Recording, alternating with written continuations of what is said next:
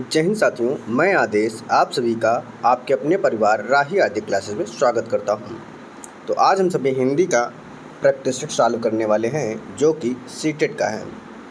कुछ दिनों बाद हिंदी का प्रैक्टिस सेट चालू हो रहा था। बीच बीच में क्लासेस नहीं हो पाती क्योंकि मुझे बहुत ही ज़रूरी काम रहता है और अभी भी जैसे 6 तारीख को नहीं हो पाएगी और फिर बीच बीच में ऐसे ही नहीं हो पाया करेगी। बट जितना आपका साथ मिलता रहेगा उतना ही क्लासेस चलती रहेंगी और जो भी मुझसे हो पाएगा मैं वो करता रहूँगा। तो आप सभी से एक ही रिक्वेस्ट है कि आप सभी अधिक से अधिक क्लास को लाइक कीजिएगा, शेयर कीजिएगा, कमेंट भी कीजिएगा। अब हम अपनी क्लास को शुरू करते हैं। तो सबसे पहले हमें एक गद्यांश दिया जा रहा है। इस गद्यांश को आप सभी ध्यानपूर्वक पढ़िएगा और उसके बाद इस गद्यांश से संबंधित क्वेश्चन को हम सभी हल करेंगे। निर्देश है कि नीचे दिए गए गद्यांश को पढ़कर पूछे गए प्रश्नों 91 से 99 तक के सभी उपयुक्त उत्तर वाले विकल्प को चुनिए। तो गद्यांश क्या है? आधुनिक शिक्षा का नतीजा हमने देख लिया। हमने उस शिक्षा का नतीजा भी देख लिया जिसमें विकसित विज्ञान का सबसे महत्वपूर्ण स्थान है, जिसके कारण व्यक्ति को कहीं भी या कितना भी मिलने के बावजूद तृप्ति नहीं होती। इसका कारण यही है कि शिक्षा के स्वाभाविक और आवश्यक अंगों को छोड़कर हमने ऐसे विषयों पर अधिक ध्यान दिया जो मनुष्य का एकतरफा विकास करते हैं, जिनके कारण व्यक्तित्व का बड़े से बड़ा भाग अतृप्त रह जाता है। बाल्यावस्था में भी कल शिक्षा को अभी तक उचित स्थान नहीं मिला है।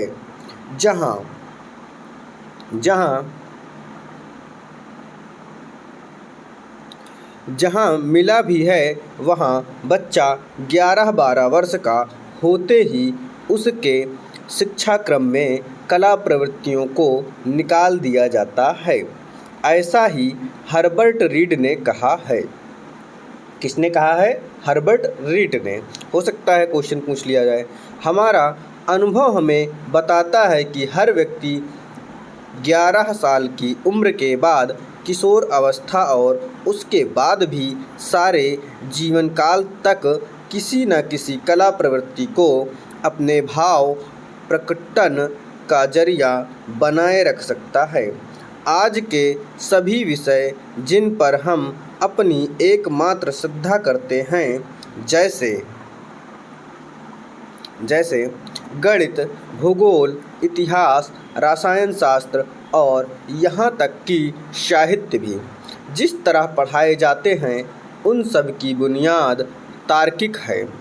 इन पर एकमात्र जोर देने के कारण कला प्रवृत्तियाँ जो भावना प्रधान होती हैं पाठ्यक्रम के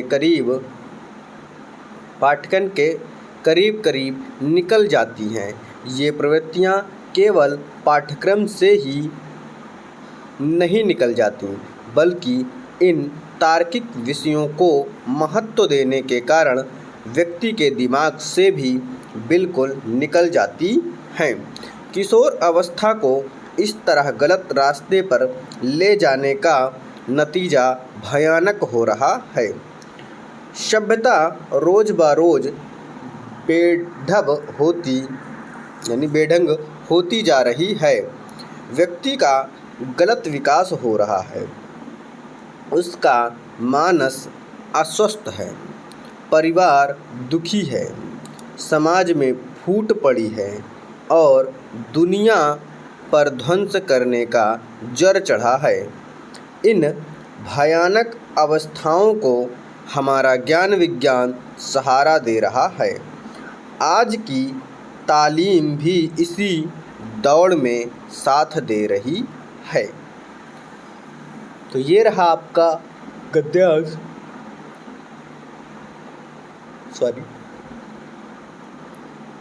उम्मीद है आप सभी ने भी इस गद्यांश को पढ़ लिया होगा। अब चलते हैं इसके क्वेश्चन की तरफ। तो क्वेश्चन क्या है? अनुच्छेद के आधार पर हमें किस पर सर्वाधिक ध्यान देने की ज़रूरत है। यानी इस गद्यांश के आधार पर हमें किस पर सर्वाधिक ध्यान देने की ज़रूरत है। विज्ञान पर, कला प्रवृत्ति पर, किशोरावस्था पर या बाल्यावस्था पर।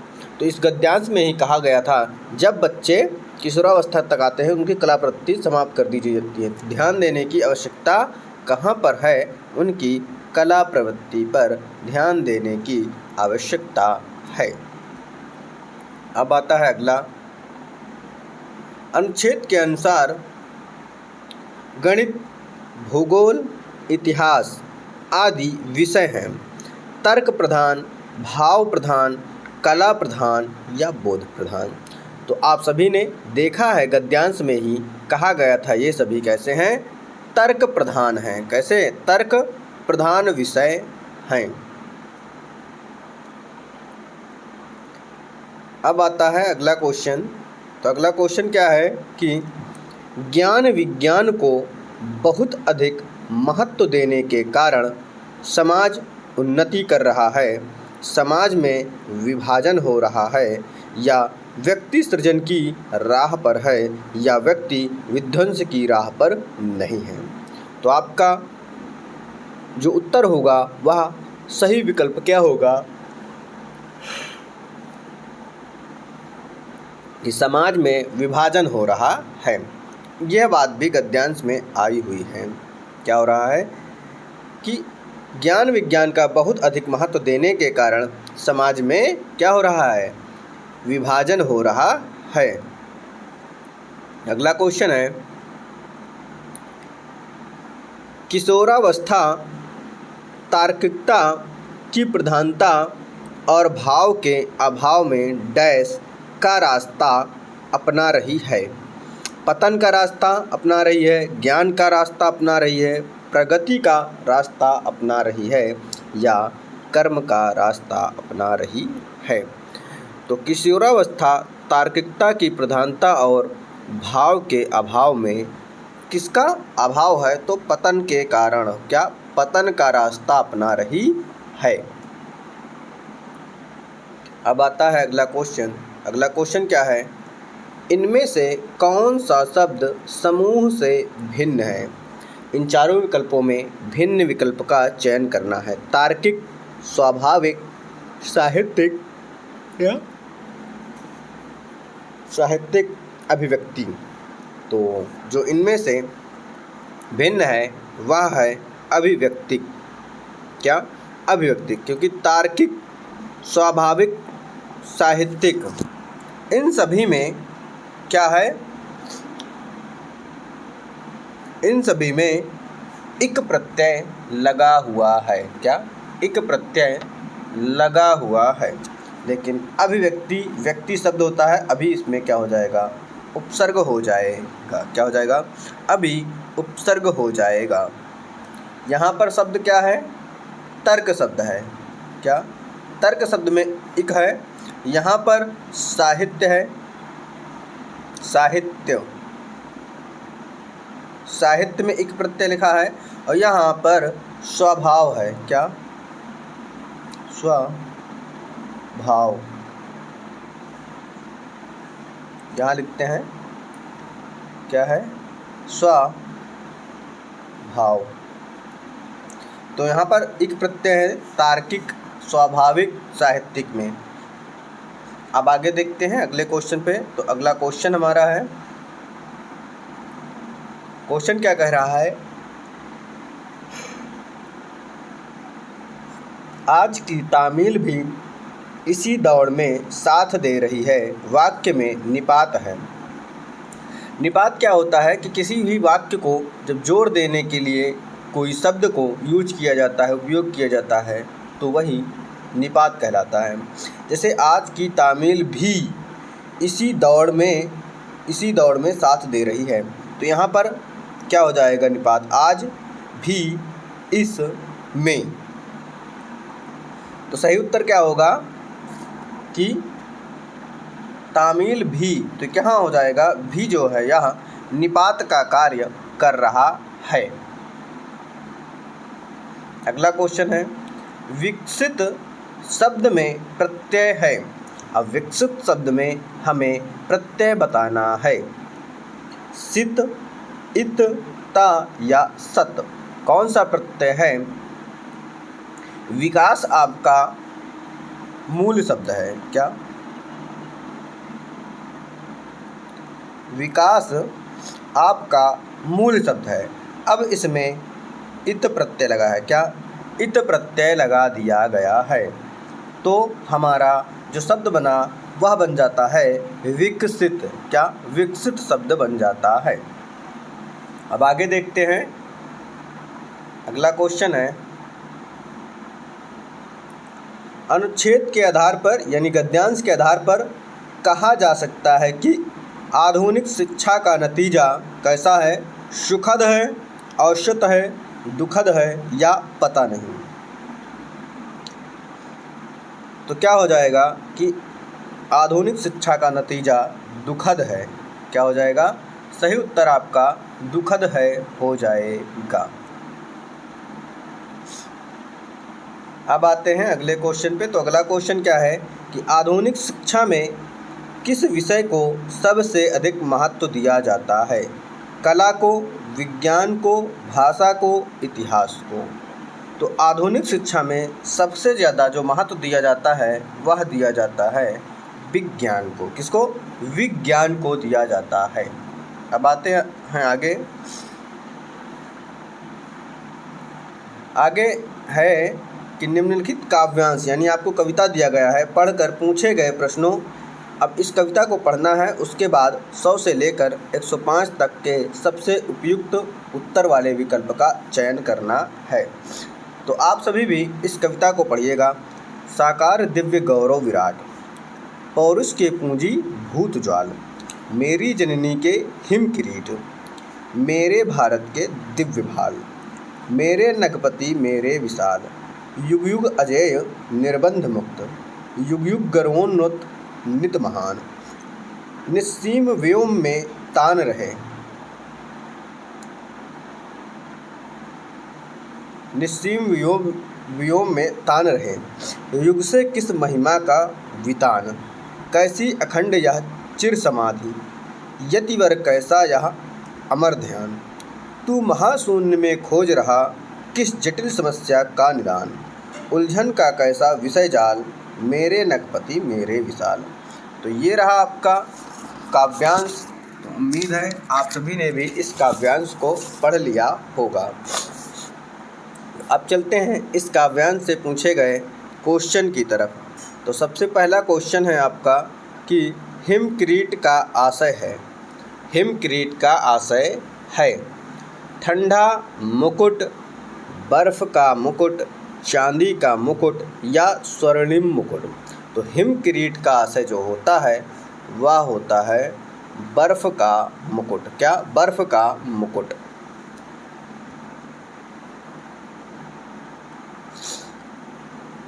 अगला क्वेश्चन है, नगपति का विग्रह और समास है। नगपति का सबसे पहले विग्रह बताना है, उसके बाद समास बताना है कि कौन सा समास है। नगपति रत्नों का पति या नग का पति। अगला है नंगो यानी पर्वतों का पति है जो, कर्मधारय समास। नंगो यानी पर्वतों का पति, तत्पुरुष समास। नंगो यानी पर्वतों का पति है जो, ऐसा बहुब्रीहि समास। तो यहाँ पर आपका क्या होगा? नंगो का पति यानी का की के संबंध को दर्शाता है, तो यहाँ तत्पुरुष समास हो जाएगा। यानी ऑप्शन हमारा सी सही हो जाएगा। कौन सा? ऑप्शन हमारा सी सही हो जाएगा।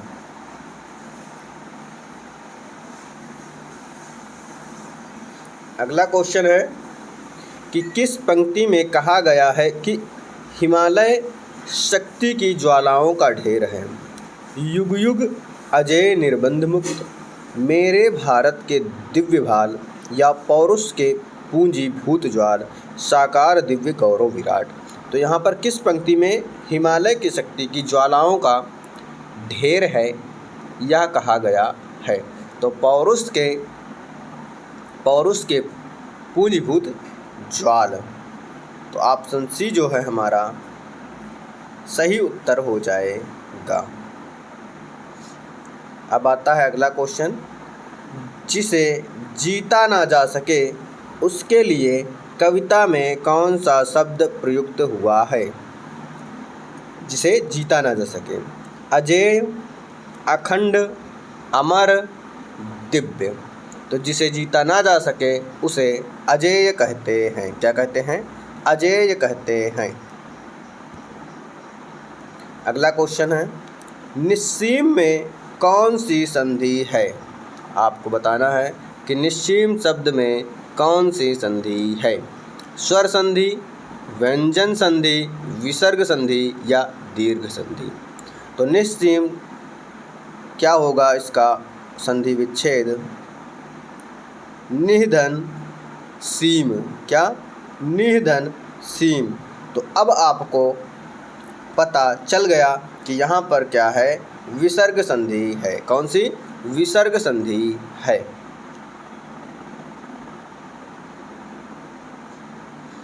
अगला क्वेश्चन है कि हिमालय को यतिवर कहकर संबोधित किया गया है। हिमालय को यतिवर कहकर संबोधित किया गया है क्योंकि वह भारत का प्रहरी है, पर्वतों का स्वामी है, समाधि में लीन है, समस्या का हल ढूंढ रहा है। तो क्या हो जाएगा? यतिवर यानी समाधि में लीन है। आपका सही उत्तर क्या होगा? समाधि में लीन है। अब आगे देखते हैं। ये आपके 15 क्वेश्चन हो गए जो कि काव्यांश और गद्यांश से था। अब शिक्षण शास्त्र शुरू होगा।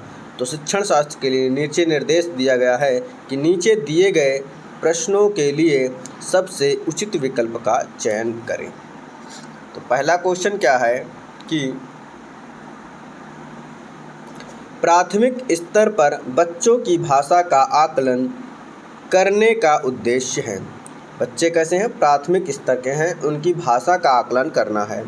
उनकी पठन क्षमता का आकलन, उसके भाषा प्रयोग की क्षमता का आकलन, उसकी लेखन क्षमता का आकलन, उसकी बोलने की कुशलता का आकलन। तो राइट आंसर क्या होगी कि उसकी भाषा प्रयोग की क्षमता का आकलन।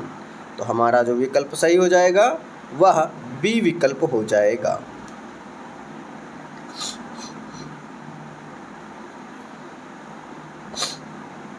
अगला क्वेश्चन है, इनमें से कौन सा भाषा आकलन में सबसे कम प्रभावी तरीका है? भाषा आकलन में सबसे कम प्रभावी होना चाहिए। कहानी कहना, कहानी लिखना, घटना वर्णन या श्रुत लेखन। तो जो सबसे कम महत्वपूर्ण होगा, कम प्रभावी होगा वह श्रुत लेखन, क्योंकि कोई बोलेगा और आप उसे सुनकर लिख देंगे। लेकिन कहानी आप अपने आप से कहेंगे, कहानी कोई लिखना भी होगा तो आप अपने हिसाब से होंगे। कोई घटना का वर्णन है तो आपने उस घटना को देखा, आप अपने शब्दों में लिखेंगे। तो सबसे कम महत्वपूर्ण जो होता है श्रुत लेखन हो जाएगा। अगला क्वेश्चन क्या है कि आकलन की प्रक्रिया में केवल बच्चे की क्षमताओं का आकलन नहीं होता, बल्कि शिक्षक की शिक्षण प्रक्रिया का भी आकलन होता है। यह विचार कैसा है? पूर्णतः सही है, अंशतः सही है या पूर्णतः गलत है या निराधार है? तो सही क्या होगा कि पूर्णतः सत्य है। क्या? पूर्णतः सही है, क्योंकि एक टीचर है, एक अध्यापक है जो बच्चों को पढ़ाएगा, तो उस प्रकार से आकलन देखें तो एक टीचर का भी होता है कि टीचर की जो शिक्षण प्रक्रिया होती है, टीचर कैसे अपने किस विधि से पढ़ा रहा है, कैसे पढ़ा रहा है, उसका भी आकलन होता रहता है। तो ऑप्शन ए हमारा सही हो जाएगा। अगला क्वेश्चन है, क्या कह रहा है कि रीमा ने कक्षा में पढ़ने वाली रीमा ने तीसरी कक्षा में पढ़ने वाली रितिका की भाषा क्षमता, भाषा निष्पादन संबंधी क्रमिक प्रगति का ब्यौरा उसके अभिभावकों को दिया। तो रीमा ने डैश के आधार पर यह जानकारी दी। अवलोकन के आधार पर, पोर्टफोलियो के आधार पर, जांच सूची के आधार पर या लिखित परीक्षा के आधार पर। तो आप सभी जानते हैं क्या कि किसी भी क्षमता निष्पादन जो भी होता है, क्या होता है, ब्यौरा अध्यापक को दो या उसके अभिभावकों को दो तो एक डायरी बनाई जाती है। तो वो क्या होता है कि पोर्टफोलियो कहलाता है। क्या कहलाता है? पोर्टफोलियो कहलाता है। उसमें बच्चे की गतिविधि को नोट किया जाता है, लिखा जाता है कि बच्चा किस प्रकार से सीख रहा है, बच्चे का व्यवहार कैसा है। जब तक कोई टीचर ये नहीं जान पाएगा कि बच्चे का व्यवहार कैसा है, उसका मानसिक स्थिति कैसी है, तो उस हिसाब से उसको उतनी आसानी से सिखा नहीं पाएगा। तो पोर्टफोलियो बनाया जाता है, हालांकि स्कूल में बहुत कम बनाया जाता है, लेकिन अगर पोर्टफोलियो तैयार रहता है तो उसे अगली कक्षा के जो क्लास टीचर होते हैं उन्हें दे दिया जाता है, तो उन्हें बच्चे को समझने में आसानी होती है। अब आते हैं अगले क्वेश्चन को। अगला क्वेश्चन क्या है कि पहली कक्षा में डैश भी लिखना के अंतर्गत आता है। क्या आता है? वाक्य लिखना, शब्द लिखना, अक्षर बनाना या चित्र बनाना। तो क्या है? चित्र बनाना होता है, चित्र बनाना, क्योंकि बच्चा है शुरू में वो लिखता नहीं है, लेकिन हाँ चित्र बनाता है। कैसे? उल्टे सीधे ही चित्र बनाएगा, लेकिन वो बनाएगा।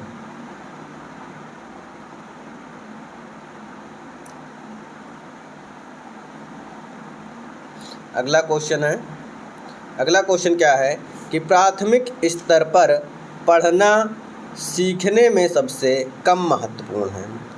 प्राथमिक स्तर पर पढ़ना सीखने में सबसे कम महत्वपूर्ण है। अनुमान लगाना, संदर्भानुसार अर्थ, अक्षरों की पहचान, पढ़ने का उद्देश्य। तो क्या होगा? प्राथमिक स्तर पर पढ़ना सीखने में सबसे कम महत्वपूर्ण क्या होगा कि अक्षरों की पहचान। क्या हो जाएगा? अक्षरों की पहचान।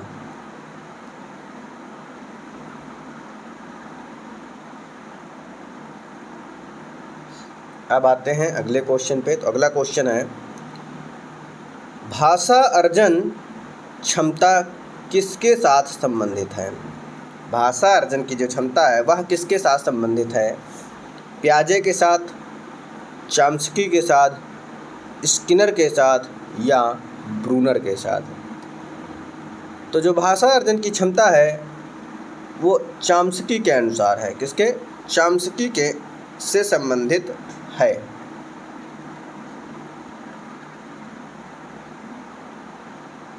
अगला क्वेश्चन है कि प्राथमिक स्तर पर भाषा सीखने में भाषा संबंधी कौन सा संसाधन सर्वाधिक महत्वपूर्ण है? कंप्यूटर, बाल साहित्य, समाचार पत्र या टेलीविज़न? क्या है? प्राथमिक स्तर पर भाषा सीखने में भाषा संबंधी कौन सा संसाधन है जो सबसे अधिक महत्वपूर्ण है? तो क्या है? बाल साहित्य है। क्या हो जाएगा? प्राथमिक स्तर के बच्चे हैं इसलिए बाल साहित्य होगा।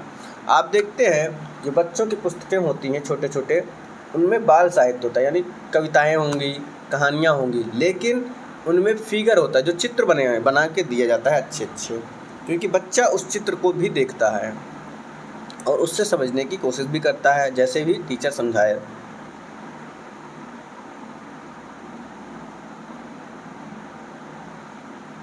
अगला क्वेश्चन है, बच्चे अपनी मातृभाषा का प्रयोग करते हुए हिंदी भाषा की कक्षा में अपनी बात कहते हैं। यह बात डैश है। बच्चे अपनी मातृभाषा का प्रयोग करते हुए हिंदी भाषा की कक्षा में अपनी बात कहते हैं। स्वाभाविक, निंदनीय, विचारणीय या अनुचित? तो क्या होगा? राइट आंसर आपका स्वाभाविक होगा। क्या हो जाएगा? स्वाभाविक हो जाएगा।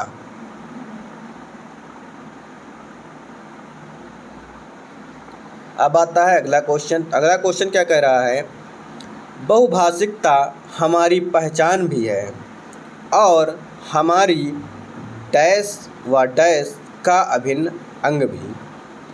सभ्यता संस्कृति, सभ्यता साहित्य, संस्कृति साहित्य, संस्कृति चुनौती। तो आपका जो सही विकल्प होगा वह क्या होगा कि बहुभाषिकता हमारी पहचान भी है और हमारी सभ्यता व संस्कृति का अभिन्न अंग भी है। तो हमारा पहला उत्तर यानी ऑप्शन ए सही हो जाएगा।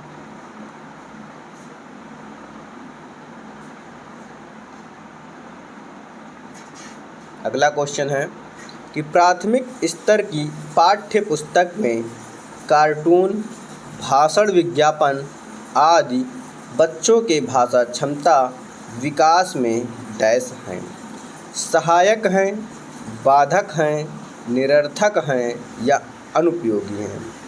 तो जो प्राथमिक स्तर के बच्चे होते हैं उनकी पुस्तकें में कार्टून होता है, जो जैसे बताया नहीं तो अभी चित्र होते हैं, तो और भाषण होता है, विज्ञापन होता है। तो ये हमेशा क्या होता है, बच्चों के लिए सहायक होता है। कैसा? सहायक होता है।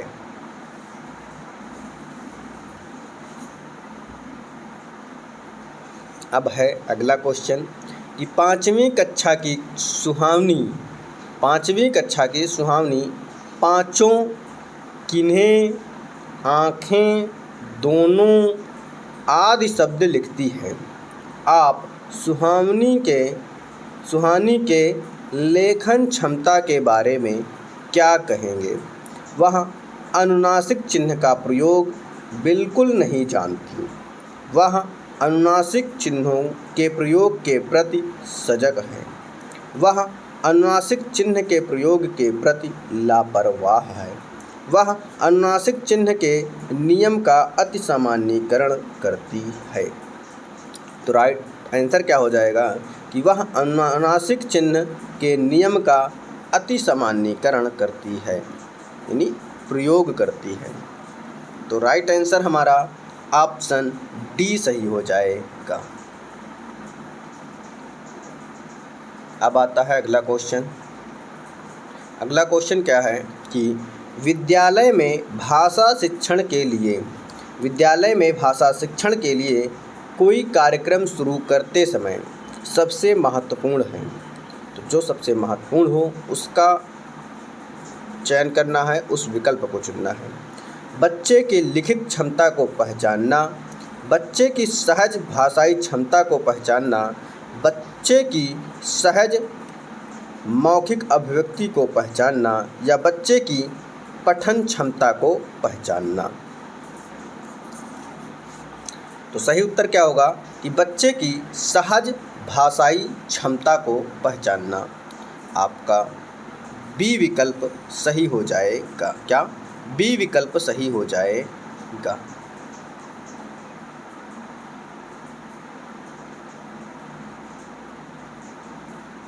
अगला क्वेश्चन है कौन सा? कई बार जब बच्चे स्कूल आते हैं तो दो या तीन भाषाओं को डैश और बोलने की क्षमता में लैस होते हैं। क्या? पढ़ने, लिखने, रटने, समझने। तो यहाँ पर आपका क्या हो जाएगा जब बच्चा स्कूल आता है 2-3 भाषा को जानते हैं तो क्या हो जाएगा, यानी समझने और बोलने की क्षमता में लैस होते हैं। तो सही उत्तर क्या हो जाएगा? समझने। अब आते हैं अगले क्वेश्चन पे और अगला क्वेश्चन है क्या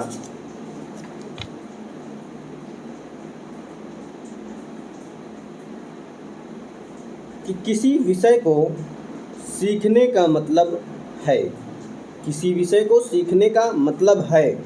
उसकी डैश को सीखना, अवधारणाओं को सीखना, विषय वस्तु को सीखना, उसकी उपयोग को सीखना, अवधारणाओं को सीखना, उसकी शब्दावली को सीखना, उसकी विषय को सीखना। तो आपका जो सही उत्तर होगा क्या हो जाएगा कि उसकी अवधारणाओं को सीखना और उसकी शब्दावली को सीखना। तो हमारा जो राइट उत्तर हो जाएगा वह ऑप्शन सी सही हो जाएगा। कौन सा?